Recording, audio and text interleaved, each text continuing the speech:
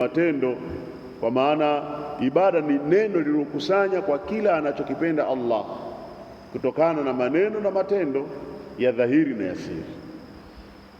Kwa hapa maana yake tunasoma tauhidi hii ya pili ambayo ni tauhidi al-uluhiyya. Maana yake ni kumpwekesha yeye katika ibada zote. Tunaposema kumpwekesha, kwa maana kumfanya yeye yuko peke yake, kumwabudu yeye peke yake. Mfano kadua, kama kuomba dua, watu wote wanatakiwa waselende kwa Allah tabaraka wa taala peke yake, wasiombe mapango, wasiombe makaburi, wasiombe mizuka, wasiombe chochote, wala mawe, sijui miti mikubwa, sijui kadha, kama walimwengu wanavyofanya. Wamegawanyika katika kuomba miungu mbalimbali ambayo ni ya batili. Kwa hiyo tauhidi hii ni tauhidi muhimu katika tauhidi muhimu. Na vile vile adhabu, kuchinja, mtu atakiwa achinje kwa ajili ya Allah peke yake, asichinje kwa ajili ya mashetani, asichinje kwa ajili ya mashetani kama wanavyofanya baadhi ya watu, wakachinja kwa ajili ya mashetani, kwa maana kuhitaji ridhaa au kuwaridhisha mashetani, wakachukua damu ile wakanywa, wakajipakaza, wakafanya hivi mnopa mumiani, sijui vitu gani. Kwa hiyo wao wakawa wanachinja kwa ajili ya viumbe. Hii ni shirki. Na vile vile nadhiri, watu watakiwa waweke nadhiri kwa ajili ya Allah, waswala, na vile vile swala, waswali kwa ajili ya Allah, waraja, na kutarajia, wamtarajie Allah peke yake, wal khawf, na vile vile wamkhofu yeye Allah peke yake. Msiwaogope hao, niogopeni mimi ikiwa nyinyi ni wa kweli, kama Allah anavyosema. Wal isti'ana, na kutaka msaada. Iyyaka na'budu wa iyyaka nasta'in, wewe Allah ndiye tunayekuabudu na wewe ndiye tunayekutaka msaada. Kwa msaada atakwe Allah peke yake, na sio kutaka msaada kwenye mahirizi kadha kadha, mikova na mfano wa jimingu ni nini, ukataka msaada kwenye vitu ya namna hiyo, vikunufaisha au vikudhuru kwa jambo fulani, vidhuru kwa jambo fulani au vinufaisha. Mtakeni msaada Allah peke yake. Watawakkul, na kutegemea, watu wamtegemee yeye peke yake, wa ghairiha, na yasiyokuwa hayo miongoni mwa nini, mwa ibada. Qala Allah Ta'ala, anasema Allah mtukufu, ushahidi, wa ilahukum ilahun wahid, na mola wenu ni mola mmoja. Wa ilahukum ilahun wahidun, na mola wenu ni mola mmoja. La ilaha illa huwa arrahmanur rahim, hapana mola pasai kuabudiwa kwa haki isipokuwa yeye. Huwa arrahman, yeye ni mwenye huruma, arrahim, kwa wenye kurehemea, kwa maana mwenye kurehemu kwa wenye kurehemea. Ilahu ilahu wahid, kwamba na mola ni mmoja, kwa maana yeye ndio kuabudiwa, yeye ndio anayepaswa kuombwa, yeye ndio anayepaswa kuwekewa nadhiri, kuchinjiwa. Wa ila madhalika, na yasiyokuwa hayo, pamoja na hayo mengi katika ibada.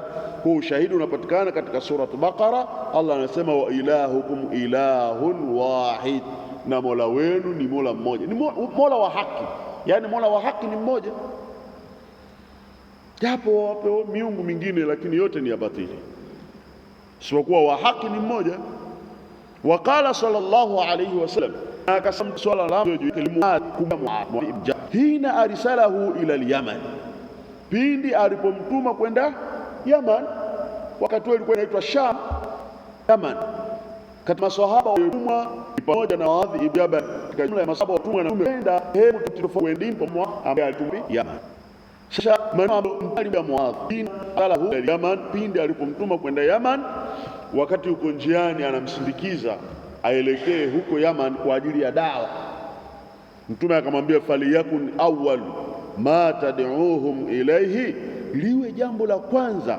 Faliyakun awwalu ma tad'uuhum ilayhi, liwe la kwanza ambalo walinganiuke shahadatu la ilaha illa Allah, washuhudilie ya kwamba hapana mola apasaye kuabudiwa kwa haki isipokuwa Allah. Hiyo ndio tauhidul uluhiyya. Kwa hiyo anampeleka Muadhi aende Yaman kwa ajili ya da'wa. Sasa wakati uko naye anampausia kwamba huko unakwenda, faliyakun, uwe wewe awwalu ma tad'uuhum ilayhi, jambo la kwanza kabisa kuwalingania shahadatu an la ilaha illa Allah, washuhudilie kuwa hapana mola apasaye kuabudiwa kwa haki isipokuwa Allah. Anza kuwalingania kwa hili kwanza, na hapa ndipo inapoanza dawa ya haki inaanza, au mtu anatakiwa aanze kulingania katika tauhidi. Watu waache ushirikina kwanza. Usiwaambie masala ya kutoa zaka, masala ya kwenda hija, masala ya kadha, kabla hawajaacha ushirikina, kwa sababu kama wataenda hija au watatoa zaka, ibada hizo zote watakazozifanya zitakuwa ni zenye kuliwa, muda ambao wao watakuwa wanamshirikisha nani? Allah, kama Allah alivyosema ndani ya Qur'an kwamba yule ambaye atakayemshirikisha Allah matendo yake yote yanaporomoka, sio? Haka hivi ndivyo alivyosema, kama mtamshirikisha Allah la yahabatanna amaluka, aambia Mtume, tutabatilisha matendo yako yote. Ukimshirikisha Allah matendo yako yote yanabatilika. Kwa jambo la kwanza, mtu anatakiwa alinganiwe kwenye tauhidi kwanza, amwekeshe Allah baraka taala kwanza. Ndio maana Allah Mtume na salamu juu alikuwa miaka watu tauhidi, anawalingania watu katika tauhidi, waache kuabudia masanamu, waache kuabudia vichuguu, waache kadha, waache wafungue mahilizi. Kafanya kazi, anamuona mtoto ameveshwa hilizi, ambia nini hichi, ambia hii bwana inapunguza homa, asema wewe utaendelea kuumwa tu miaka yote, kata. Anamuona mtu sijui amekata amefunga kamba, anamfungua. Anamuona mtu kadha, yani tauhidi awale. Watu wanainua makaburi, wasema yataabudiwa haya kinyume cha Allah, hebu yasawazishe, yaweke sawa sawa. Kwa jambo la kwanza ambalo Mtume swala na salama ziwe juu yake alianza nalo ni jambo la kuwalingania watu katika tauhidi. Kwa dai yoyote, mtu anayefanya dawa, jambo la kwanza anatakiwa alinganie watu kwenye tauhidi, na usiruhusu ushirikina hata kwenye nyumba yako. Ushirikina aidha mkubwa mdogo, wewe ni lazima uwe macho. Baba mkubwa wa familia anatakiwa awe makini kuhusiana na masala haya ya ushirikina, kwa sababu wamama wao wako rahisi sana kuingia ushirikina. Kwa usikubali, hasa kwenye mambo tiba haya, mambo ya tiba haya, mara nyingi ushirikina uko nje. Kama unauguza au unauma mwenyewe, kama huna subira, ni rahisi kuingia kwenye shirki. Ukaanza kufunga mahirizi, ukafunga kamba, kama watoto wadogo wale wanafungwa shanga, wasema shanga hii bwana asiingiwe na makengeza. Kuna mnasaba gani eti shanga iondoshe makengeza kwa mtoto? Au chuma zile ngumbo sijui nini, hasa anaveshwa hapa chuma shilingi sijui senti ngapi, wanatoboa wanamvesha, mara kamba mara hivi. Kwa hiyo haya yote haya yanahusu na ushirikina. Kwa hiyo wewe baba unatakiwa uwe makini kuhusiana na haya. Ushirikina ni kitu kimoja cha hatari sana. Kwa hiyo ni lazima uwe na tauhidi hii, tauhidul uluhiyya. Kwa Mtume alimwambia Muadh ibn Jabal kwamba faliyakun awwalu ma tad'uuhum ilayhi, liwe jambo la kwanza huko unakoenda Yemen kuwalingania hao watu wa Yaman, shahadatu an la ilaha illa Allah.